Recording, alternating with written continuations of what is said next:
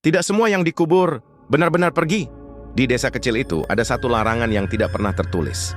Jangan membangun rumah di dekat makam bayi, karena arwah jabang mayit dipercaya belum mengerti cara meninggalkan dunia. Dimas dan Lila sudah menikah 7 tahun. 7 tahun menunggu suara tangisan kecil di rumah mereka. Saat akhirnya Lila hamil, kebahagiaan itu seperti jawaban doa. Namun di bulan ke-7, tanpa sebab jelas, kandungan itu berhenti bergerak.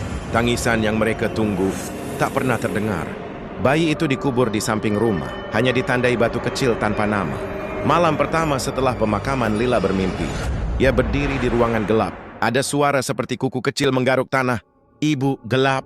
Lila terbangun dengan dada sesak. Jam menunjukkan pukul 2.12 dini hari. Dimas tidak ada di sampingnya. Ia menemukan Dimas duduk di teras menghadap makam kecil itu. Tanpa bergerak, tanpa berkedip. "Mas, ngapain?" Dimas hanya menjawab pelan. "Dia belum pergi." Angin berhenti, daun tak bergerak. Lalu terdengar suara lirih, sangat kecil. Seperti bayi baru belajar berbicara. "Ayah."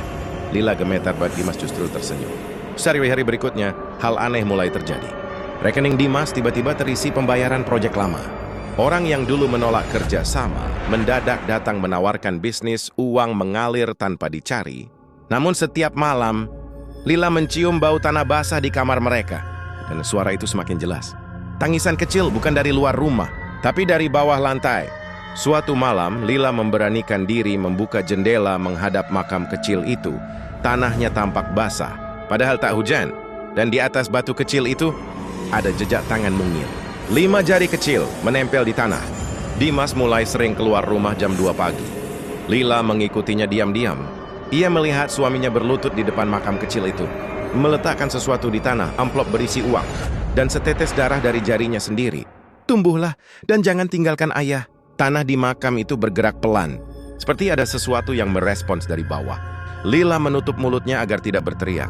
Malam itu, saat Lila kembali ke kamar, ia merasakan sesuatu di atas dadanya. Berat, dingin. Ia membuka mata. Di atas tubuhnya ada bayangan kecil, wajah bayi, tapi matanya hitam pekat tanpa putih. Bibirnya bergerak. "Aku belum selesai." Lampu kamar tiba-tiba mati. Tangisan kecil berubah menjadi tawa lirih. Dan dari luar, terdengar suara Dimas berbisik, "Ayah sudah siapkan tempat untukmu."